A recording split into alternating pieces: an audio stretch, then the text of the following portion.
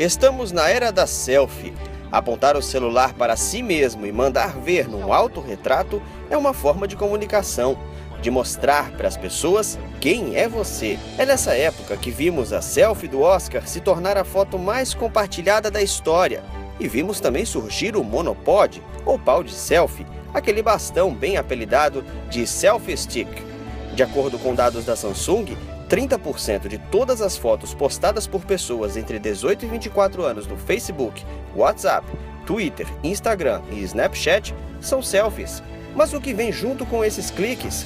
O mais novo clipe do artista Mob mostra um mundo de pessoas tão perdidas no universo virtual que acabam esquecendo do real.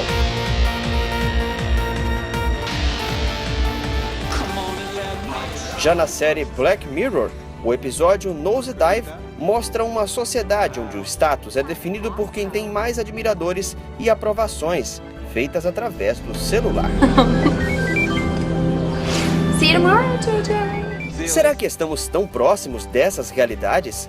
Será que a informação que circula na internet está mudando a forma como nos relacionamos em sociedade? A velocidade da informação e como ela nos afeta está em discussão.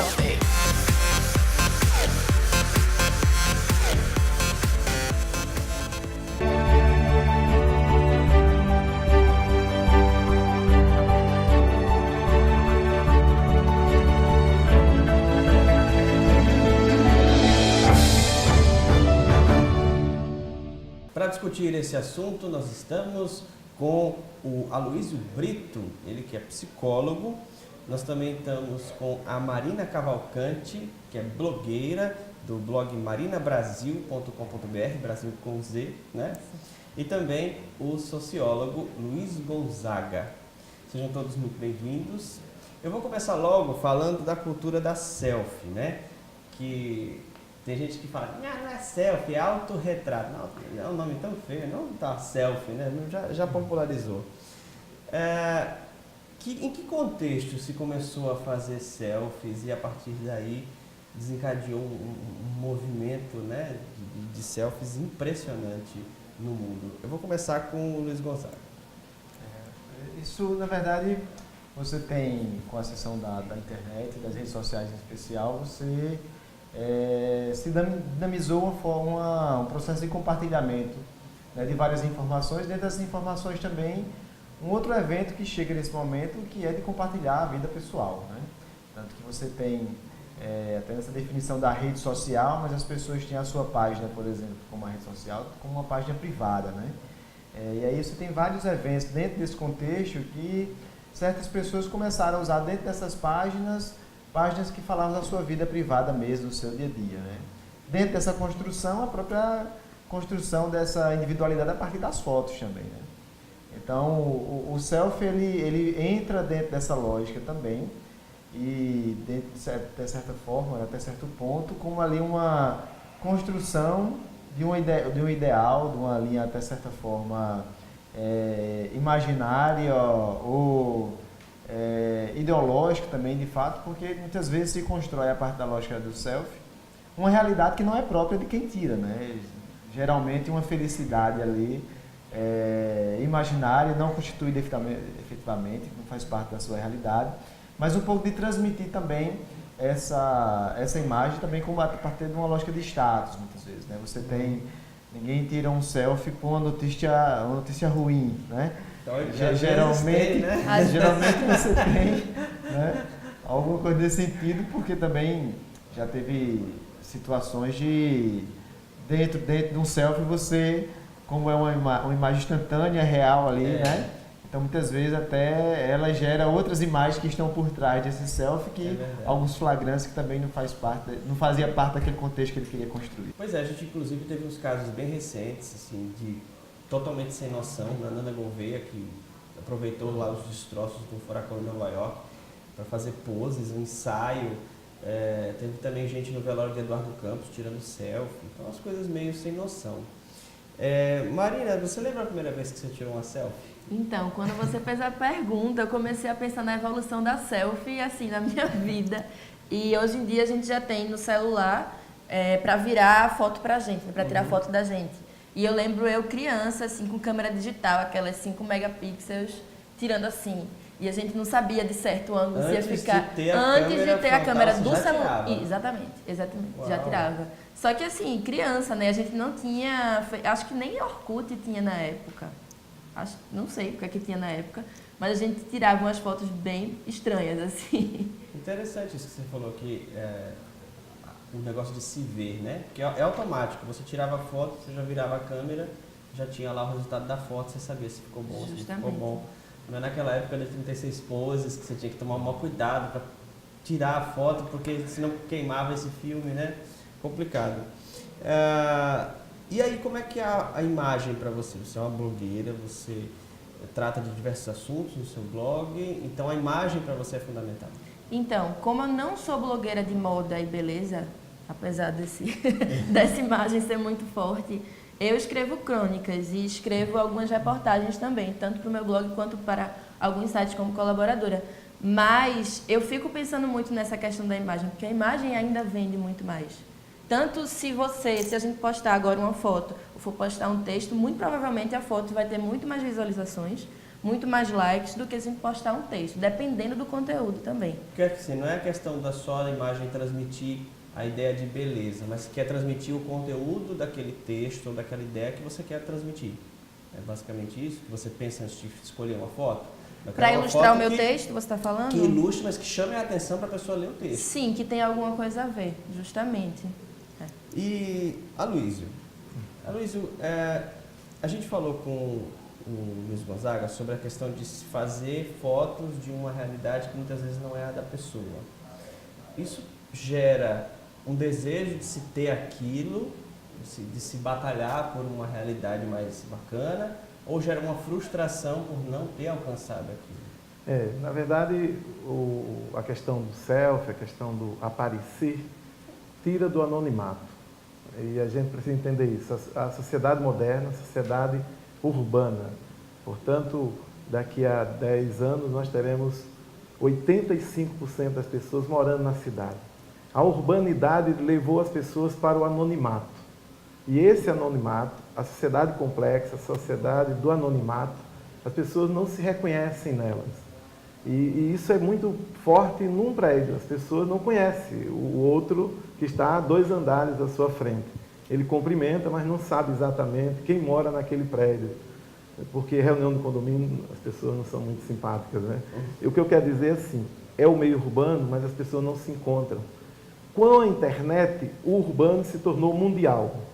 Então, eu não tenho só que viver no meu meio urbano. Eu preciso agora me dar conta de viver no mundo que é a América Latina, no mundo que é a Europa, no mundo que é a imagem, o som, as ideias chegando à minha casa pelo meu celular. Como eu vou entrar nesse mundo? Então vem a selfie. E selfie é uma imagem. É importante que se diga, o Sebastião Salgado diz, selfie não é uma fotografia. Fotografia é aquilo que nos marca, que tem história, aquilo que a gente guarda, que tem significado, tem lembranças.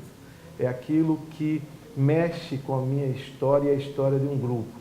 O que nós temos são imagens que eu fotografo de forma mais exótica, de forma mais diferente que for possível, para que eu possa aparecer, para que eu possa ser reconhecido. E no mundo tecnológico, você é reconhecido quando você é curtido, quando você é lá clicado, quando você é visto, quantas vezes aquela foto apareceu na propaganda, nisso ou naquilo, ou quantas vezes você, então, foi curtido lá no seu Facebook. Eu não sei se é geral, ou no seu caso também é assim, mas quando você posta alguma coisa num blog, alguma página, ou os blogueiros em geral, quando fazem isso, e quando não começa a ter muita curtida, você já pensa assim, falei alguma coisa errada, eu tenho que melhorar, eu tenho que... Essa busca constante por esses likes, por esses compartilhamentos, por esses views. É assim que você também lida com essa questão na internet? Está falando da busca constante pela aprovação também, né? Da aprovação, de trazer pessoas, de público, claro. tudo. Eu já caí nessa pegadinha de me preocupar muito com essa busca constante da aprovação alheia. Porque, na verdade, na rede social, como eu tenho uma página também além do blog, então eu posto na página, posto meu perfil, tá no blog, tá em tudo. E no Instagram também. Então, na rede social, todo mundo está procurando, de certa forma, algum tipo de aprovação. Pode ser aprovação de uma pessoa, pode ser aprovação de várias pessoas ao mesmo tempo. Eu estava vendo uma série que... Posso dizer o nome da série? Pode. Eu estava assistindo uma série no Netflix chamada Easy, que tem 8 episódios, se eu não me engano. É bem atual mesmo, acabou de sair. E eu já terminei de assistir a série. Tem um episódio que fala sobre a selfie. E fala sobre... compara um quadrinista, ele tem lá os seus 50 para 60 anos, e ele faz quadrinhos sobre a vida dele. E ele conhece uma menina que deve ter minha idade, eu tenho 24 anos, que ela faz fotografia ou artes, e ela faz uma exposição de fotografia de selfies com homens com quem ela já esteve. E é muito bonita a exposição. E ela fotografa com um pau de selfie, sabe, que dá um certo distanciamento e dá um enquadramento melhor. E aí é ela e o cara, no fundo. E aí é o conflito entre... E ela estava com esse quadrinista na história. Então é o conflito entre o que é exposição e o que não é. E aí nesse mesmo episódio tem uma frase que me marcou muito, que esse quadrinista lança um livro, ele era muito famoso, e ele lança um livro e não faz muito sucesso. E aí ele vai para uma sessão de autógrafos, onde só dá 5 pessoas, e um cara fala para ele, não fique com raiva das pessoas, não deposite a raiva das pessoas que não vieram nas pessoas que vieram. Então, mesmo quando eu posto um texto e não tem tantos likes assim, ou tantas visualizações quanto eu gostaria, eu fico feliz com as pessoas que leram. Entendeu? E não fico com raiva das pessoas que não leram. Isso é uma forma boa de lidar com essas coisas. Exato. Inclusive, porque tem muita gente, por exemplo, você posta alguma coisa no Facebook para um link para a página, mas aí você descobre que muita gente só curte aquela postagem e nem lê. Só curte a postagem, aí dá uma discrepância, né? Quer dizer, a pessoa curtiu aquela postagem, mas ela não foi na página para ver. Dá uma certa discrepância mesmo.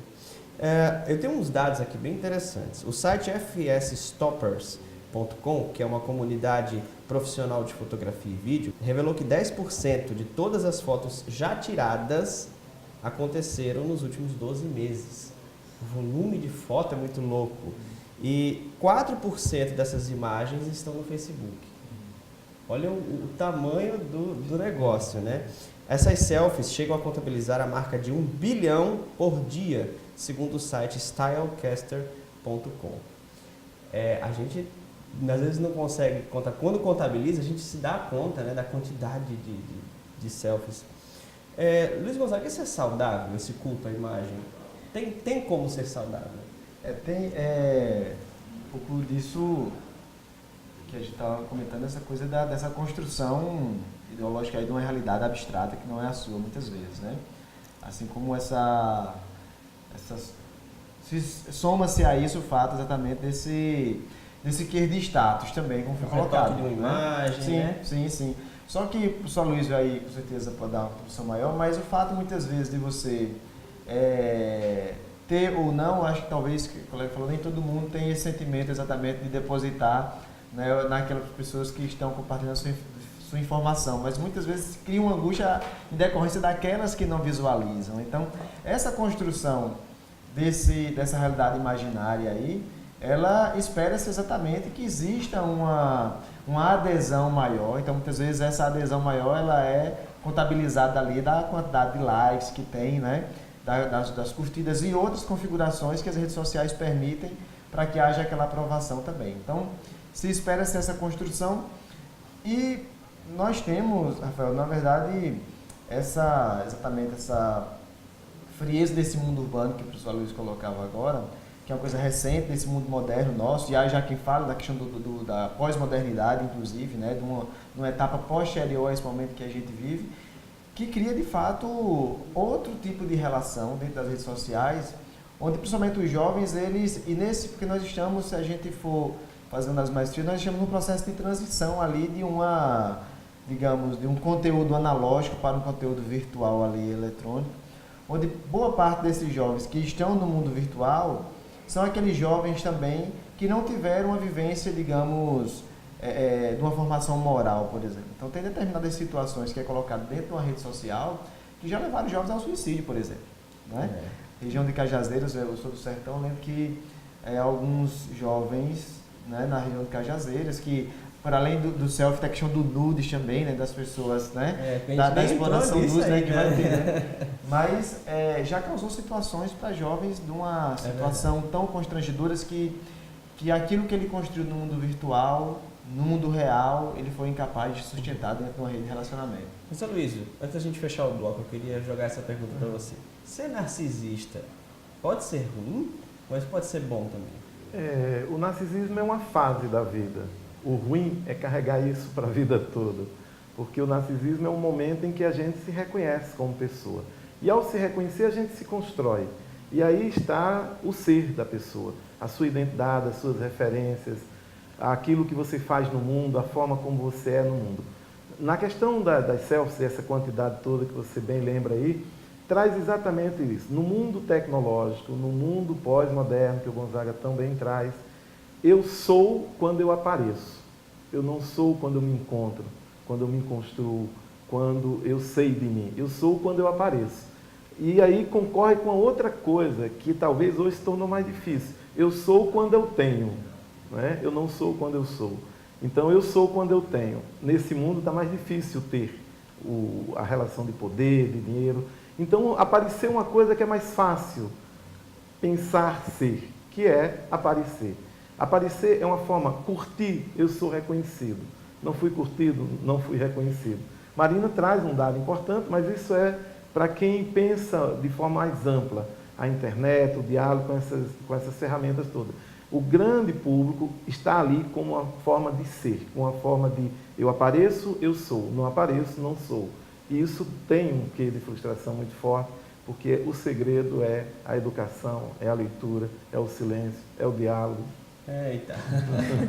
Olha, a gente vai ter que dar um intervalo rápido, mas daqui a pouco eu vou querer falar com vocês sobre as amizades nas redes sociais. Às vezes a gente não lida com a quantidade imensa de amigos que a gente tem.